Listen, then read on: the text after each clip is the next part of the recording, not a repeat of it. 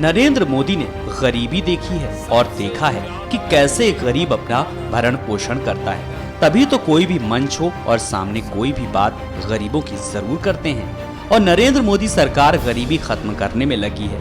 Modi Brussels में भारतीय समुदाय के सामने थे और जनधन योजना की बातें कर रहे थे और बता रहे थे कि कैसे जीरो अकाउंट खोलने में भी गरीबों ने पैसा जमा किया है और योगदान दिया है।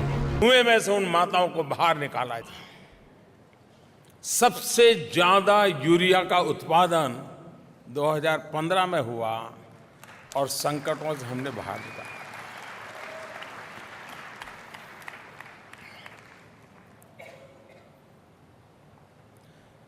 हमारे देश में अमीरों की सरकारें जब होती हैं तो अमीरों को गैस सिलेंडर मिलना, और पहले तो एक ज़माना ऐसा था कि गैस सिलेंडर लेना है तो एमपी के यहाँ लोग जाते थे कि साहब ज़रा सिफारिश करो ना, गैस सिलेंडर मिल जाए। 2015 में एक वर्ष में गरीबों को सबसे ज्यादा गैस सिलेंडर का कनेक्शन देने का काम इस सरकार ने किया।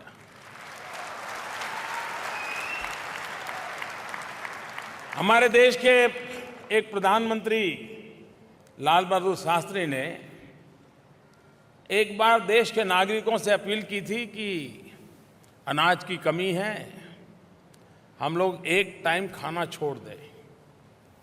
और यहाँ कई पुराने जमाने के लोग बैठे होंगे। पूरा हिंदुस्तान सप्ताह में एक दिन खाना नहीं खाता था अनाज बचाने के लिए।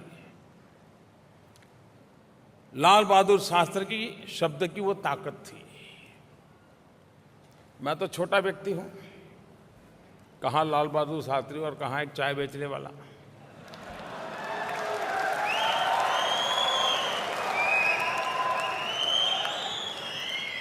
लेकिन मैंने देश के सामने एक रिक्वेस्ट की, जो संपन्न लोग हैं उन लोगों ने गैस सिलेंडर की सब्सिडी नहीं लेनी चाहिए, उन्होंने सरेंडर करनी चाहिए। एक सिलेंडर पर 250 रुपया के में क्या रखा है, छोड़ दो। आपको जान करके खुशी होगी, मेरा इतनी सी बात, और वो भी मैंने कोई बहुत बड़ा कैंपेन नहीं किया था, ऐसी बातों बातों में बता दिया था। हिंदुस्तान में 90 लाख लोग ऐसे निकले जिन्होंने अपनी गैस सब्सिडी छोड़ दी।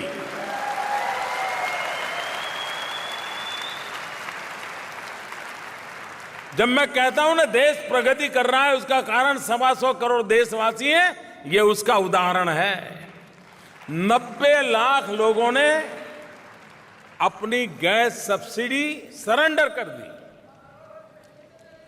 और 90 लाख लोगों ने, उसमें कोई बहुत बड़े अमीर लोगों की बात नहीं कर रहा हूं मैं, सामान्य रिटायर्ड टीचर, उसको लगा मोदी जी ने कहा है मुझे छोड़ देना चाहिए।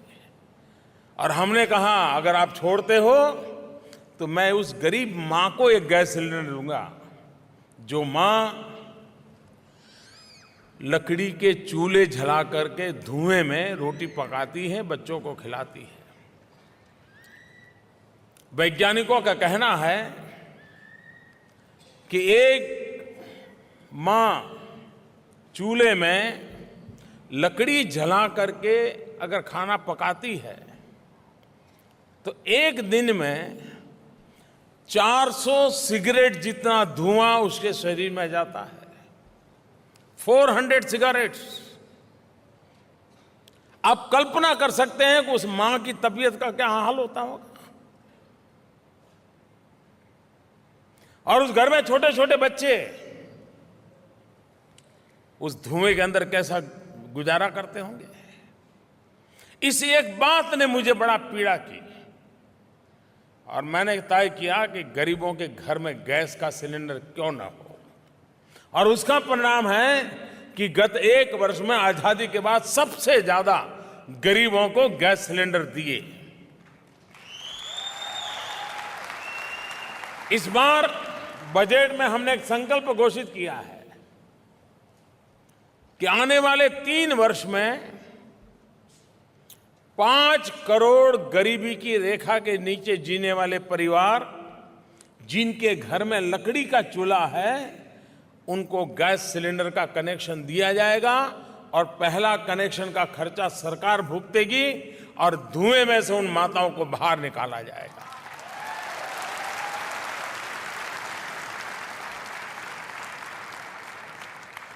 - 2015 में सबसे ज्यादा कोयले का उत्पादन हुआ। मैं जो सबसे ज्यादा बोल रहा हूं ना, इसलिए लिख करके रखो कि मैं आजादी के बाद सबसे ज्यादा बोल रहा हूं। पहले खबर आती थी कोयले में इतने हाथ काले हुए। पता है ना क्या आता था? पता है ना? कोयले के कारोबार का मालूम है ना क्या आता था? इस बार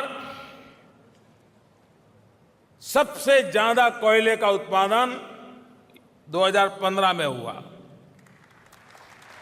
2015 में सबसे ज्यादा बिजली का उत्पादन हुआ। -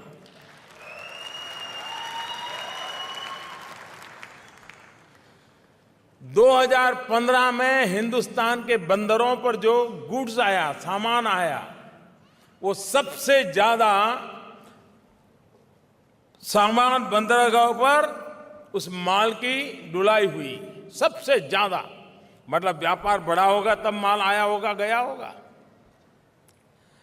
2015 में पहले हमारे यहां बंदरगाह पर स्टीमर आता था तो 3 दिन 4 दिन तक उसको इंतजार करना पड़ता था, क्योंकि किनारे पर बैठे हुए लोगों को जब तक खुश नहीं करता था। आपको तो मालूम है ना, जब हिंदुस्तान जाते हो तो खुश कैसे करते हो।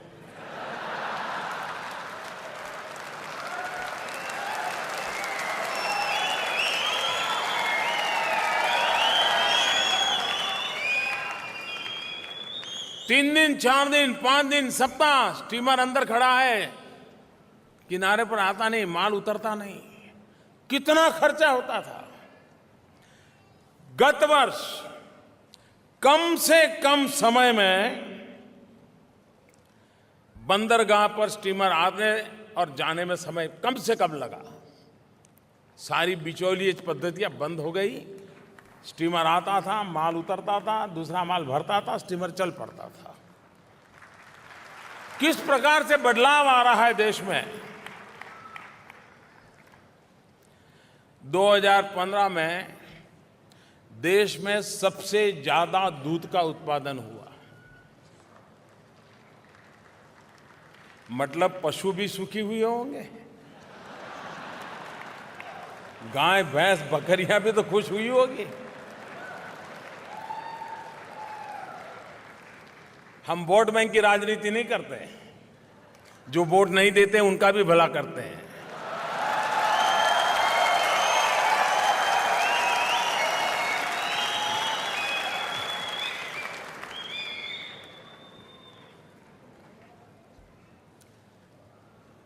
आजादी के बाद 1 वर्ष में रेलवे इंफ्रास्ट्रक्चर में सबसे ज्यादा इन्वेस्टमेंट हुआ।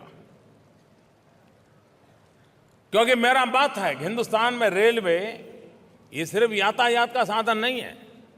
हिंदुस्तान में रेलवे हमारी आर्थिक गतिविधि की रीढ़ है, स्पाइन है। अगर उसको बल दिया जाए, उसका एक्सपेंशन किया जाए, उसको मॉडर्नाइज किया जाए, तो देश में बहुत बड़ा बदलाव लाया जा सकता है और इसको लेकर के हम काम कर रहे हैं। 2015 में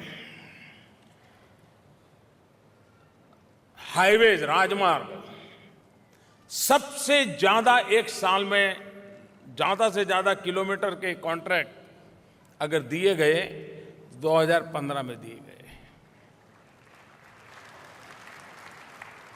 2015 में गाय भैंस ने दूध तो ज्यादा दिया ही दिया, लेकिन 2015 में सबसे ज्यादा कार का भी उत्पादन हुआ। गाड़ियां, मोटर व्हीकल्स सबसे ज्यादा हिंदुस्तान में 2015 में उसका मैन्युफैक्चरिंग हुआ। सॉफ्टवेयर, आईटी यहां होंगे काफी।